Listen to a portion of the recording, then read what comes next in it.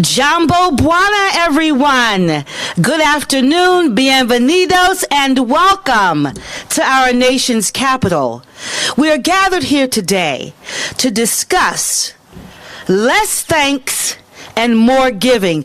Say it with me. Less thanks. More giving. Less thanks. More giving. Less thanks. More giving. That is the message that we are sending to Congress as they take hiatus and holiday time off. And I want you to imagine a post-it on the door of every congressman that states, while you were out, 600,000 children and families lost access to WIC. While you were out, child care stabilization funding was not passed. While you were out, harm reduction and opioid treatment services went unfunded. Let me hear you say, while you were out. While you were out. While you were out. While you were out. While you were out. While you were out. Money for housing infrastructure needs was not available to families who are trying to rebuild after so many natural disasters. While you were out, farmers and ranchers lost access to federal aid to help with crop losses. While you were out, small businesses were left without access to disaster loans. While you were out, federal wildland firefighters lost their salaries. The Low-Income Energy Assistance Program did not get funding while you were out. We gather here today as the Center for Popular Democracy, over 48 affiliates across this nation, because while you are out, our families are suffering days before Thanksgiving. Many of our Thanksgiving tables will be empty, as you see before you. And today, we're going to actualize the fact that nothing impacts, transforms, and informs policy and programs more than our stories. So today, we stand in solidarity with members of the national community, all the way from Washington, D.C. to Alaska. We stand together because together we win. Together we win. Together we win. Together we say, together we fight.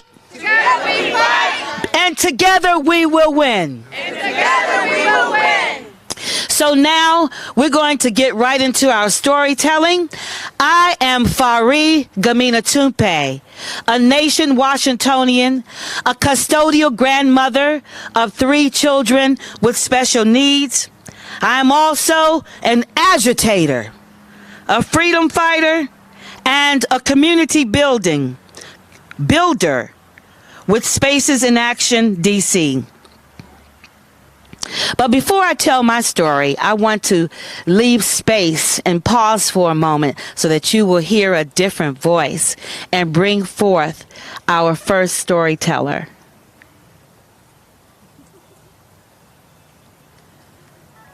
Let's welcome Stand Up Alaska, ladies and gentlemen.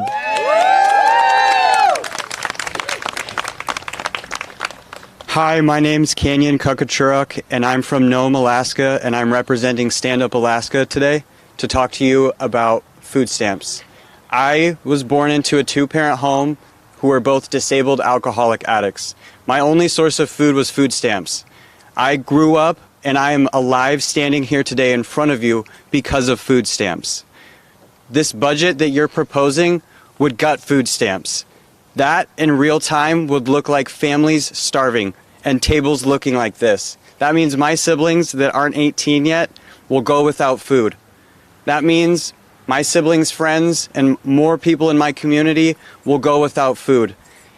In Alaska, I'm not sure if you're aware, but in some parts, a jug of milk costs more than $7. That's just milk. We are feeling the effects of high costs and not enough money to pay for our food. I'm begging you all the way from the state of Alaska, please keep food stamps. We are struggling as it is. Thank you for your time.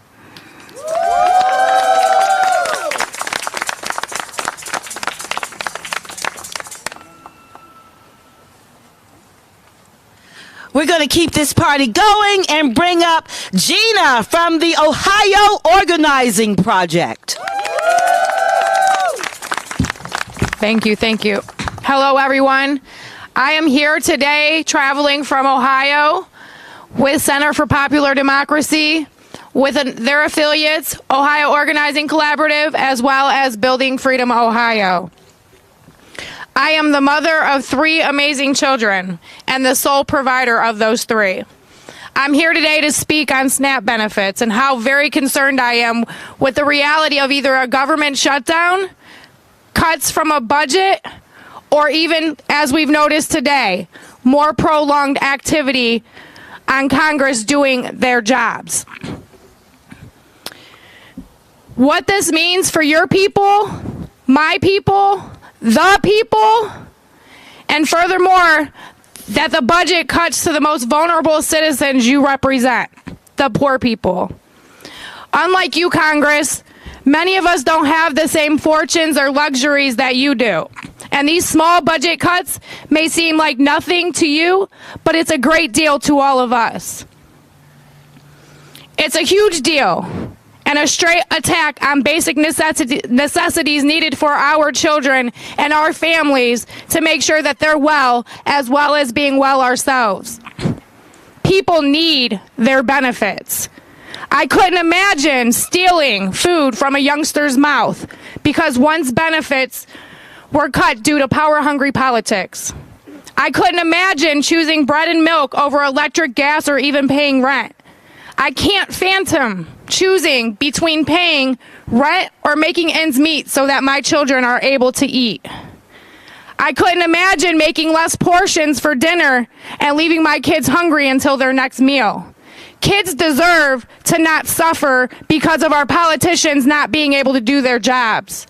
They're innocent human beings, and they deserve to be given the basic necessities and rights in life, always.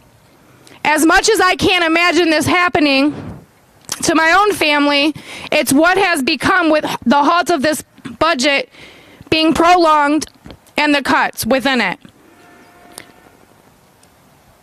This country is on the verge of falling victim of homelessness as if it already has not. Now we're allowing children to suffer, to become victims of homelessness as well. I'm calling on Congress to do what's right for the people who put you in power to stand behind us and fight for us. Do your job, Congress. You are for the people. Stop taking everything from those already suffering and start cutting budgets of greed-hungry corporate pockets or the wealthy. The people deserve to know that we can trust our government in ensuring they look out for the best interests of their people because you work for us. Cutting things we need isn't the solution. If you do not pass the budget or cut it, I fear my own family and I will have to make crucial decisions in whether we eat or have a roof over our heads. Where I live, rent is rising and our wages aren't. How can you be so cold and cruel to leave families scattered trying to figure out whether or not they're going to live or die in the streets? Or even worse, end up on blistering cold streets with their children risking their lives every breath they take.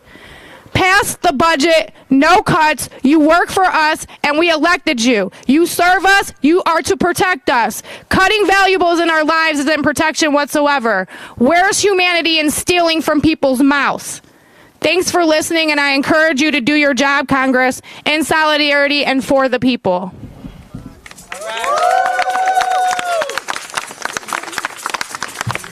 And standing in solidarity with Canyon from Step Up Alaska and Gina from Ohio Organizing, let's tell Congress, do your job. Do your job. Say, do your job. Do your job. Louder, do your job. Do your jobs.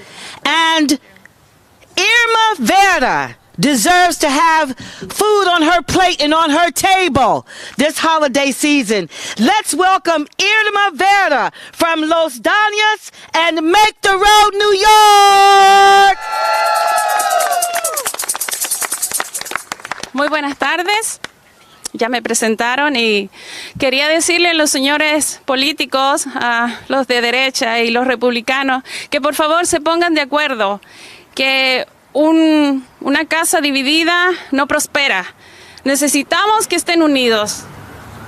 Hi, good afternoon. I was already introduced. I want to talk to the politicians, especially the right wing and Republicans, and tell them that they have to come together. A divided house cannot prosper.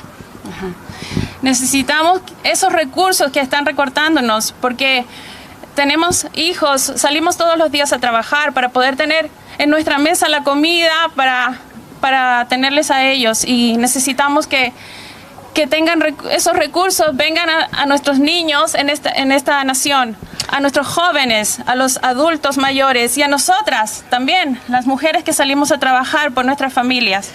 Necesitamos recursos. It's really important that we have these resources that we depend on and that our children depend on as we go to work every day, to work for our children, for our young people, and for us women who are working hard and caring for our families.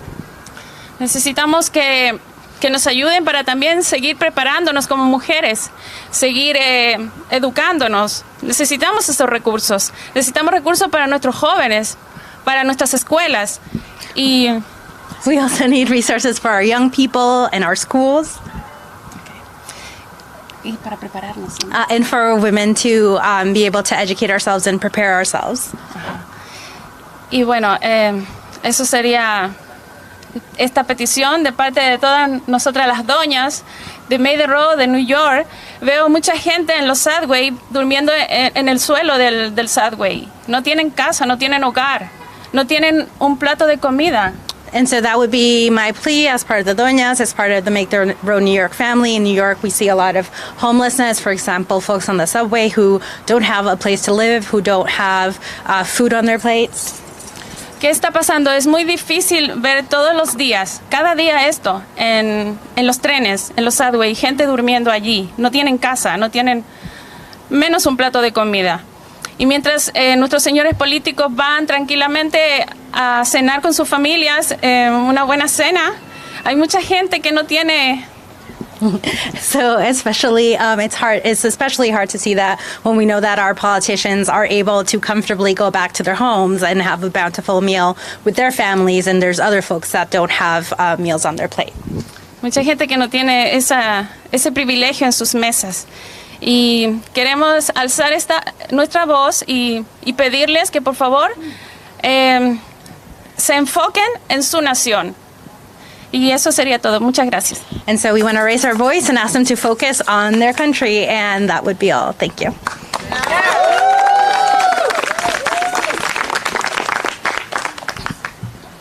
Thank you. Make the Road New York.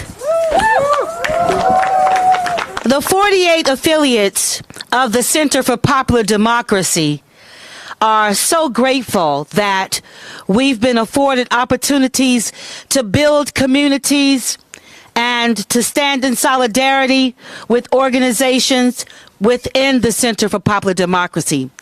At Spaces in Action DC, one of our favorite sister organizations is Action North Carolina. In that regard, I would like to welcome to the podium Alice Crenshaw from Action NC. Thank you, everyone, for being here today. So I'm one of those people who wears a lot of hats. And one of those hats is a military wife and a mom. One thing a lot of people don't realize is that there are food pantries on every military base. And all of these politicians out here who trot military families out whenever they're ready to get reelected and scream to the rafters that they support the troops, when you cut SNAP benefits, you are taking food out of troops' families' mouths. Every single time. In December of 2021, you fed the children on what is now Fort Liberty, formerly Fort Bragg, live worms in their green beans. That is what you are doing when you are cutting benefits. You are sending our soldiers over to fight places and having them worry whether their kids have food, whether their wives are getting their insulin, whether their pregnant wife is allowed to go to the doctor, because our doctors in the South have been ordered not to take people until they're clear of their first trimester. And right now, your Tommy Tuberville is holding up appointments. So all of these things are connected. You are not doing your job on any front, Congress. And for over 1,300 days, you have withheld a fully ratified amendment from the American people for the first time in our history. So not only are you cutting benefits, you are denying nearly 200 million people their equal rights and protections in the Constitution. So get your butt back in those seats, publish the ERA, stop cutting our benefits, or get the hell out. Amen. Vote him out. Vote him out. I was scared. You know, we have one beautiful child in our midst, and I would like to ask you to join me up here at this podium. Encourage her to come up, ladies and gentlemen. First, I want you to say your name and how old are you? My name is Samantha, and I'm 9 years old. Samantha, my name is Fari, and I'm 57 years old. Samantha, I called you to the podium because I'm going to share a little story about me and my grandchildren. But in all reality, this same story affects all children. It affects my grandchildren, it affects you, Samantha, and it affects children all around the country. So do you mind standing with me while I tell my story in solidarity for my grandchildren? Thank you. Let's give Samantha a huge hand. So again, I'm Fari. I'm a custodial grandmother and nation Washingtonian. I have 4 children, and my youngest child is 30, and she has schizophrenia. But for the past 4 decades, 40 years, I have come to rely on Medicaid, TANF, SNAP, WIC, all of the safety nets that keep our families strong, keep our bellies full, and keep us healthy. But a few right-wing Republicans are holding the U.S. economy hostage, weaponizing the need to increase the debt limit, and demanding massive federal spending cuts to Medicaid. There's also the proposal of the expansion of so-called work requirements for Medicaid and federal anti-poverty programs like SNAP, WIC, and TANF. The Economic System Analysis and Research Network has documented these work requirements do not work. Instead, they inflict harm on families like myself and on children like Samantha. It's preventing us, keeping us from basic, comprehensive, and pervasive health care. It's preventing us from putting food on our tables while boosting corporate profits. We tell the world that we live in that this is home of the free and land of the brave. We tell ourselves this, But is this our reality?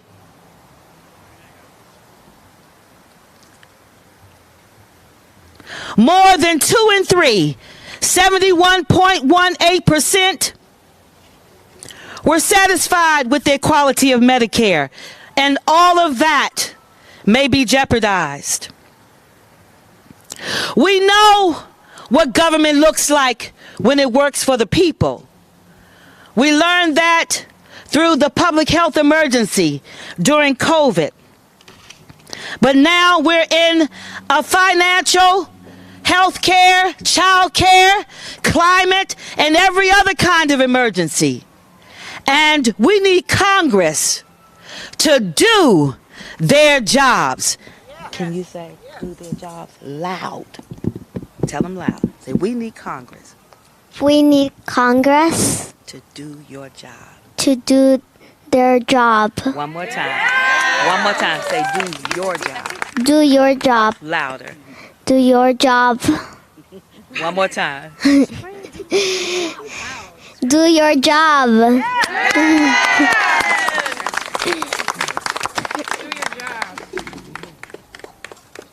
Thank you, Samantha. You can go back with you, unless you want to stay here with me. Ooh. One of the greatest pleasures of being an activist and an advocate is the opportunity to build community with such amazing people like you, Samantha. So I honor you. I thank you for being here. Tomorrow you're going to school though, right? Okay, cool. Okay, let's move along with the program. Who is our next storyteller? Not the bill collector. Who is our next storyteller? Let's welcome Carol from Action, North Carolina.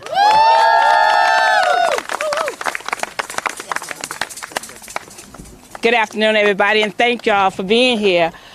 I don't have a personal story. I have a community story. I am a retired educator, and after the pandemic, I started working with food drives. And when we started with 125 people, maybe 250 people. And you started looking at how you got people of color. But as of now, as of June of this year, my database have over 2,000 families come to our food drives. And we don't have people just of color. We have white, we have Spaniard, we have Indian, we have Asian. We have a little bit of everybody. We have the young, we have the old, we have middle class. And it hurts me really bad when seniors out there ask me, where can I go and get my light bill paid? I don't have enough money. And I have to think what we have in the community to tell them. And just before I came here, I had a young man call and said, he's blind and he's disability. He only gets $12 worth of food stamps. What can you do with $12 worth of food stamps? And if this is what a blind person do, a disabled person get, families of 4 and 5 and 6, they are really hurting. And this weekend, we're doing a food drive to try to feed 1,000 families. And we're hoping that there is enough food and we protect everybody to get some food for the holiday. Because as an educator, it hurts when children come to school hungry. And if they're out of school from Wednesday until next Monday, what would these kids have? They get free lunch at school, but what will they get if they're home for the holiday? So I'm asking the Senate and the Congress, please protect our children. Give them the food they need in the family. Because we have so much hungriness and homeless people here, we're going to have more if you don't do right. Thank you.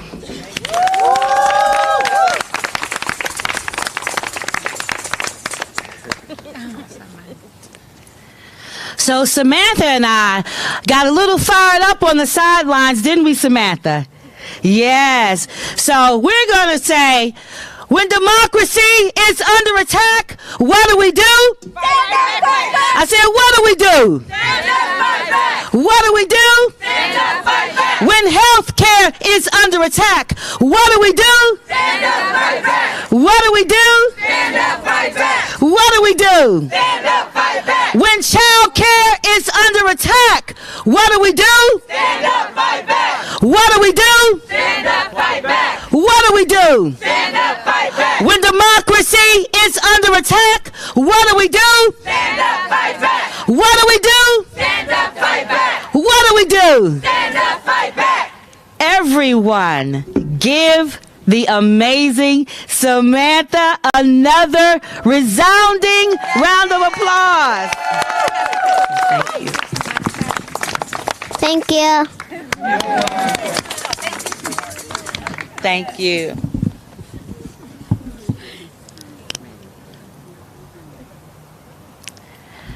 We thank you all for coming out to stand in solidarity with us.